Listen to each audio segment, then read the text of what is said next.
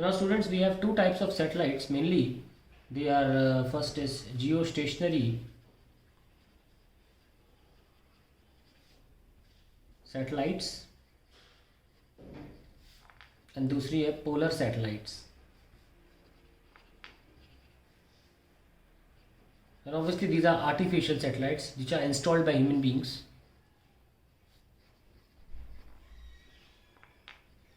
ठीक है. सो geostationary satellite क्या होती है, पहले इसको देख लेते हैं. The first is geostationary satellite.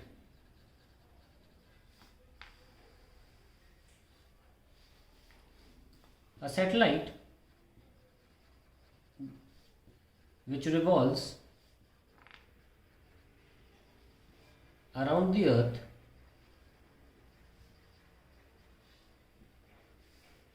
in its equatorial plane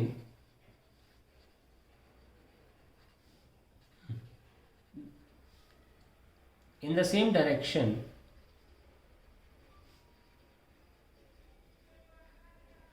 क्या डायरेक्शन होता है अर्थ का घूमने का, रोटेट करने का? Anti clockwise. In the same direction with the same speed.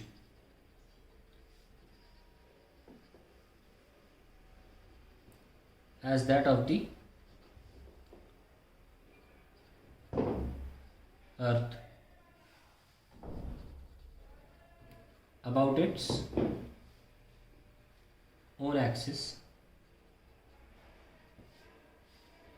is a geostationary satellite. Stationary satellite.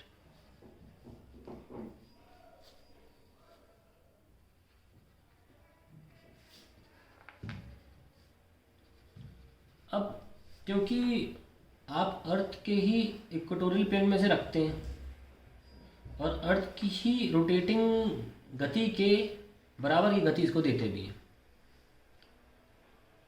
जिसके कारण ये स्टेशनरी महसूस होती है एक ऑब्जर्वर के लिए. अगर ऑब्जर्वर देखेगा तो ऐसे हमेशा स्टेशनरी लगेगी, इसीलिए इसका नाम जियो स्टेशनरी है.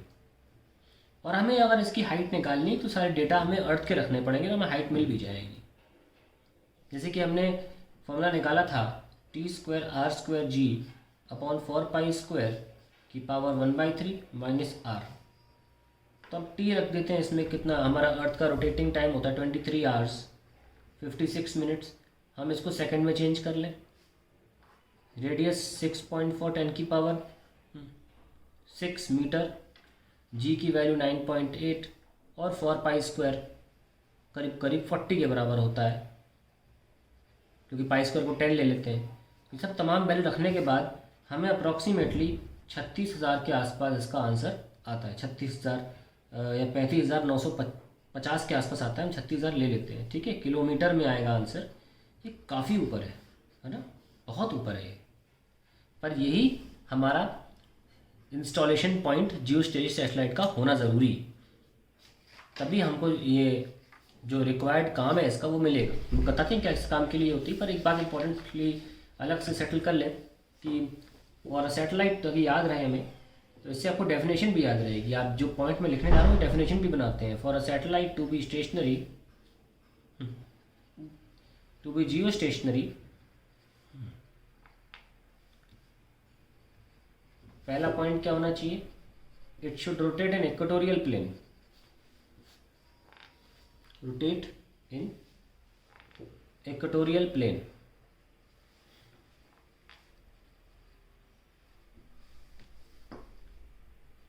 दूसरा पॉइंट, इसकी खुद की एंगुलर जो वेलोसिटी है सैटेलाइट की,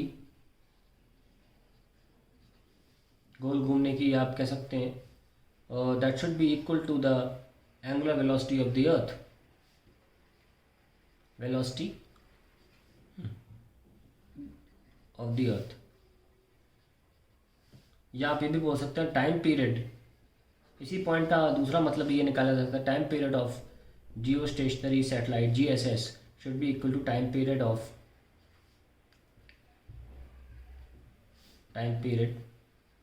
GSS should be time period of the earth, that is 23 hours 56 minutes, 24 hours भी लेके आप मैम डायरेक्टली मैंने थोड़ी एक्यूरेसी के लिए किया। और तीसरा इंपॉर्टेंट पॉइंट ये कि ऑब्वियसली अब ये दो चीज़ें जस्टिफाई होंगी तो ऑटोमेटिकली आपका जो है 6 वो आपका अपने भी 36,000 किलोमीटर आ जाएगा, पर इसको कंडीशन के हिसाब से भी लिख लेते हैं that it has to be at that particular height. Now इनका पर्पस क्या है? Use of geostationary satellites. इनका मेन पर्पस होता है, द मेन पर्पस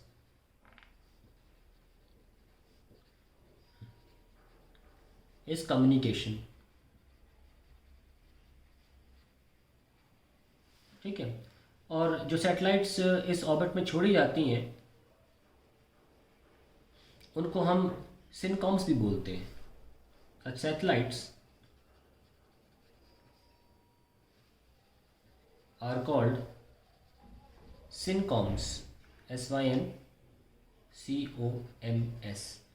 इसको हम दो हिस्सों में बांट देंगे इस वर्ड को, syn and coms, where syn means synchronous, sync में होना, उसको सिंक्रोनस भी बोला जाता है, सिंक्रोनस। और comms means communication, communication. Syncoms satellites भी बोला जाता है इनको, ठीक है, सैटेलाइट्स बोलते हैं। और syn means synchronous and comms means communication. अब जिस ऑर्बिट में ये रखी जाती है उनको पार्किंग ऑर्बिट भी बोला जाता है। The orbit in which these satellites are installed are called parking orbits। और एक साइंटिस्ट के नाम पे भी दिए जाते हैं। ऑफिशियली कह सकते हैं कि ऑफिशियली ये तो खैर जिसका फिजिक्स का नाम है पार्किंग ऑर्बिट्स, ऑफिशियली इसको एक इंसान के नाम पे भी दिया गया, इसका नाम है Clarke, Clarke geosynchronous orbit. कुछ चीज़ें हैं जो थोड़ा सा पता होनी चाहिए as a physics student. Synchronous orbit, और we also call it Clarke arc, Clarke arc. तो ये हमारे पास डेटा है इसके बारे में, और थोड़ा सा आप इसको स्टडी करना चाहें तो इंटरनेट से स्टडी कर सकते हैं। लेकिन एक बड़ा प्यारा सा फैक्ट बताते हैं कि हमारे जो अर्थ है उसको घेरता हुआ एक इक्विलैटरल ट्रायंगल बनाया जाए अगर ऐसा, और 3 हम जियो सिंक्रोनस या जियो स्टेशनरी सैटेलाइट्स पार्किंग ऑर्बिट में डाल सकते हैं। हम पहले ही बोल चुके हैं कि आपकी ये हमारा इक्वेटर दिखाता है, हम टॉप व्यू दिखा रहे हैं, ये नॉर्थ पोल है। ओके, तो 3 अगर इक्विलैटरल ट्रायंगल में लगाई जाएं तो these the 3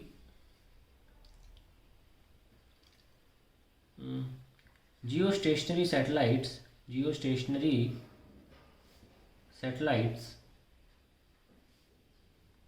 placed at the vertices of an equilateral triangle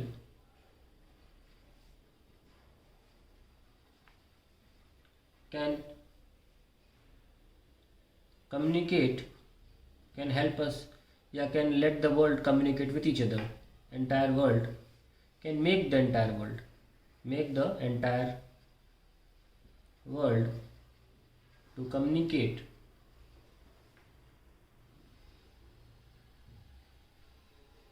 with each other। कैसे?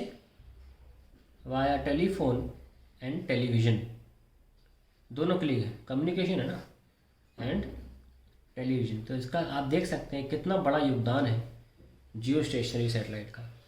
अगली वीडियो में देखेंगे पोलर सैटेलाइट क्या करती है।